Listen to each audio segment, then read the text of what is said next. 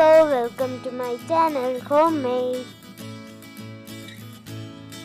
Hello, നല്ല അടിപൊളി ചെമ്മീൻ കട്ട്ലറ്റാണ് ഞാൻ നിങ്ങൾക്ക് വേണ്ടി ഉണ്ടാക്കി വെച്ചിരിക്കുന്നത്. അപ്പോൾ ഇതെങ്ങനെ ഉണ്ടാക്കിയെന്ന് നോക്കാം.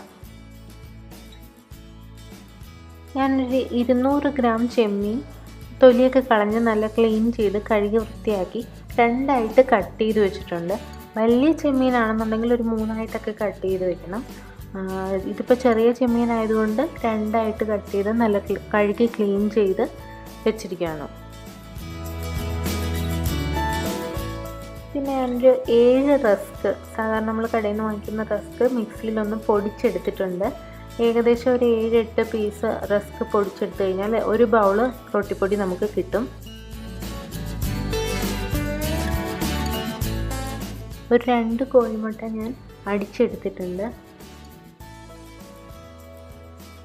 പിന്നെ നമുക്ക് വേണ്ടത് 2 ഉരുളക്കിഴങ്ങ് ഞാൻ വേവിച്ച് ഉടച്ചെടുത്തിട്ടുണ്ട്. കുറച്ച് കറിവേപ്പില ചെറുതായിട്ട് നുറുക്കിയെടുത്തിട്ടുണ്ട്. 4 പച്ചമുളക് ചെറുതായി അരിഞ്ഞെടുത്തിട്ടുണ്ട്.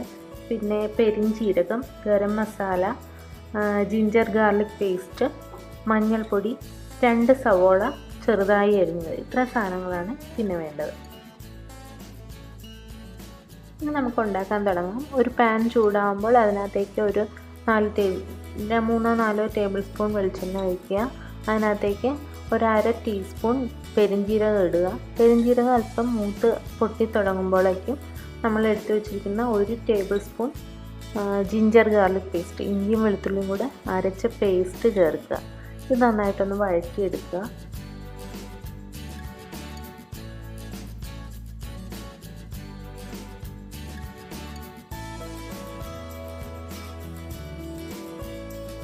വെളുത്തുള്ളി ഇഞ്ചി ഒന്ന് ചൂടായി കഴിയുമ്പോഴേക്കും അതിനകത്തേക്ക് നമുക്ക് അരിഞ്ഞു വെച്ചിരിക്കുന്ന പച്ചമുളകും വേപ്പിലയും ചേർത്ത് കൊടുക്കണം. വേപ്പില നമ്മൾ ചെറുതായിട്ട് അരിയുന്നത് കട്ട്ലറ്റ് ഉരുട്ടുമ്പോഴേക്കും അതിനകത്തൊന്നും വേപ്പില ഒറ്റയായിട്ട് ഇട്ട് കഴിഞ്ഞാൽ അതങ്ങ് പൊങ്ങി വരും, നമുക്ക് ഉരുട്ടിയെടുക്കാൻ പ്രയാസമായിരിക്കും. അതുകൊണ്ടാണ് ചെറുതായിട്ട് നുറുക്കി നമ്മൾ ചെറിയ കഷ്ണങ്ങളായിട്ട് വേപ്പിലയും പച്ചമുളകും ഒക്കെ ഇട്ട് കൊടുക്കുന്നത്. ഇതൊന്ന് നന്നായിട്ട് വഴറ്റിയെടുത്ത് കഴിയുമ്പോഴേക്കും നമുക്ക് അരിഞ്ഞു വെച്ചിരിക്കുന്ന സവോള, ചെറുതായിട്ട് അരിഞ്ഞു വെച്ചിരിക്കുന്ന സവോള ഇതിനകത്തേക്ക് ചേർത്ത് കൊടുക്കാം.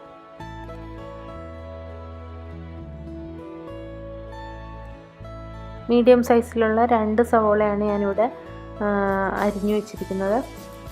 ഇതൊന്ന് വഴറ്റിയെടുക്കാം നന്നായിട്ട്.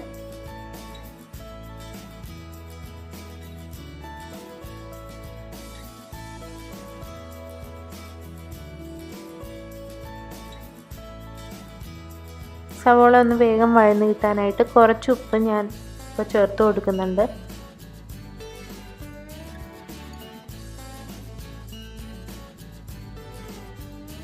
പിന്നെ നമ്മൾ ഉരുളക്കിഴങ്ങ് വേവിച്ച് വെച്ചിരിക്കുന്നതിൽ കുറച്ച് ഉപ്പിട്ടാണ് ഞാൻ വേവിച്ച് വെച്ചിരിക്കുന്നത്. അതും കൂടെയൊക്കെ ആകുമ്പോൾ അധികം ഉപ്പ് വേണ്ടി വരില്ല.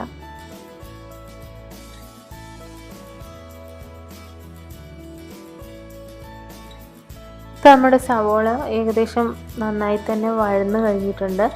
ഇപ്പം നല്ല പാകത്തിന് ബ്രൗൺ കളറായി കിട്ടിയിട്ടുണ്ട്.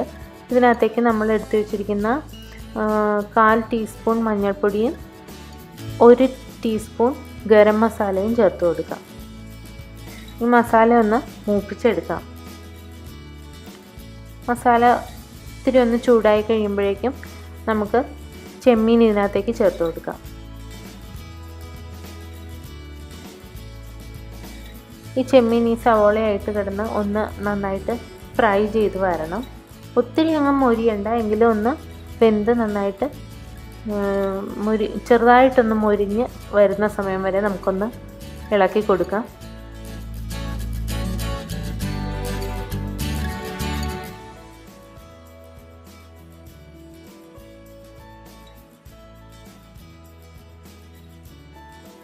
പോരാത്ത ഉപ്പും നമുക്ക് ഈ സമയം ഇതിനകത്തേക്ക് ചേർത്ത് കൊടുക്കാം.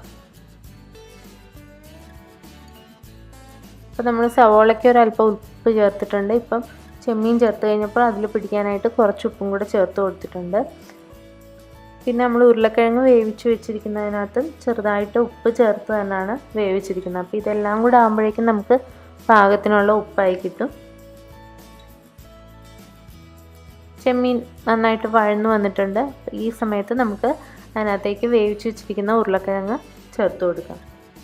ആ ഉരുളക്കിഴങ്ങ് ഒന്ന് ചെറുതായിട്ട് പൊടിച്ച് എല്ലാത്തിലും ചെമ്മീനുമായിട്ട് നന്നായിട്ടൊന്ന് മിക്സ് ചെയ്തെടുക്കണം. ചെമ്മീനും ഉരുളക്കിഴങ്ങും കൂടെ എല്ലാ വശത്തും യോജിച്ച് കിട്ടണം. അങ്ങനെ യോജിപ്പിച്ചെടുത്തതിന് ശേഷം നമുക്ക് ഫ്ലെയിം ഓഫ് ചെയ്ത് വയ്ക്കാം. ഇത് അല്പനേരം തണുക്കാനായിട്ട് വയ്ക്കാം. വേണമെങ്കിൽ ഒരു 10 മിനിറ്റ് ഫ്രീസറിൽ വയ്ക്കുന്നത് നന്നായിരിക്കും.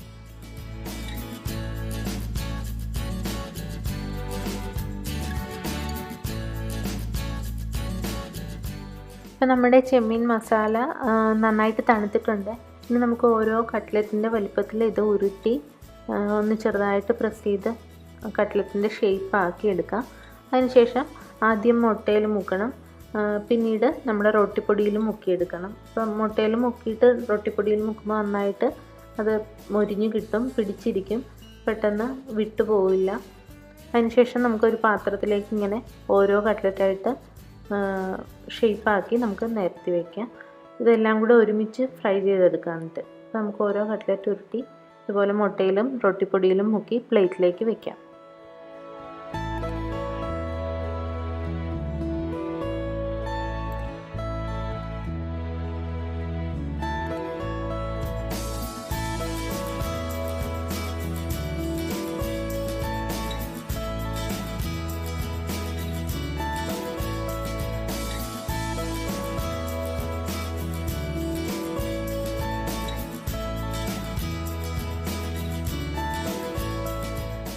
ഇനി നമുക്കൊരു പാനിൽ കട്ട്ലറ്റ് മുങ്ങാൻ ആവശ്യത്തിനുള്ള എണ്ണ വെച്ച് നന്നായിട്ട് ചൂടാക്കാം.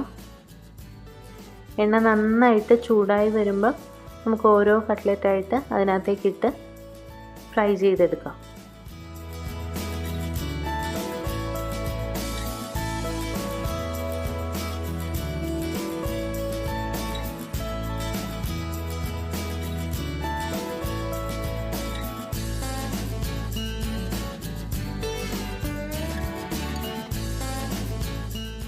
ഒരു 3-4 മിനിറ്റ് നമ്മൾ മീഡിയം ഫ്ലെയിമിൽ വെച്ച് കട്ട്ലറ്റ് ഒരു സൈഡ് മൊരിഞ്ഞ് കഴിയുമ്പോൾ വീണ്ടും മറിച്ചിട്ട് മറ്റേ സൈഡും കൂടെ മീഡിയം ഫ്ലെയിമിൽ തന്നെ വെച്ച് മൊരിച്ചെടുക്കുക. ഒത്തിരി തീ കുറയ്ക്കരുത്.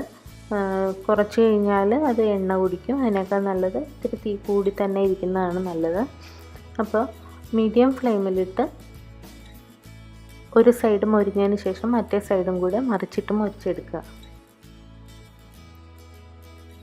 അപ്പോൾ നമ്മുടെ കട്ട്ലറ്റ് ആവശ്യത്തിന് മൊരിഞ്ഞ് കിട്ടിയിട്ടുണ്ട്, നല്ല ക്രിസ്പിയായി കിട്ടിയിട്ടുണ്ട്.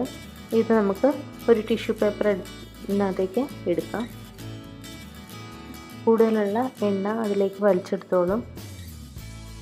കഴിവതും ടിഷ്യൂ പേപ്പറിൽ തന്നെ ഇട്ടെടുക്കാനായിട്ട് ശ്രദ്ധിക്കുക.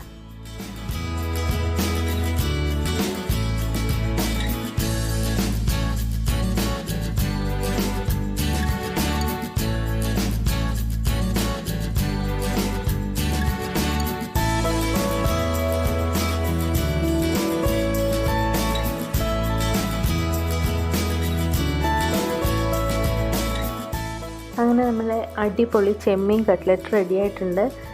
നല്ല ടേസ്റ്റാണ് കഴിക്കാൻ, എല്ലാവർക്കും ഇഷ്ടപ്പെടും. എനിക്ക് ഈ റെസിപ്പി പറഞ്ഞു തന്ന എൻ്റെ കസിൻ ലക്ഷ്മിയാണ്. Thank you Lakshmi. എല്ലാവർക്കും ഇവിടെ ഒരുപാട് ഇഷ്ടമായി. എല്ലാവരും ഇതൊന്ന് ട്രൈ ചെയ്ത് നോക്കുക, എല്ലാവർക്കും ഇഷ്ടപ്പെടും. Thank you.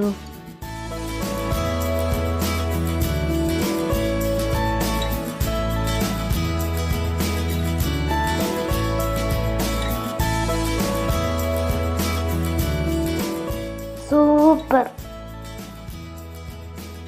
നിങ്ങൾക്ക് എൻ്റെ വീഡിയോ ഇഷ്ടപ്പെട്ടെങ്കിൽ സബ്സ്ക്രൈബ് ചെയ്യാൻ മറക്കല്ലേ.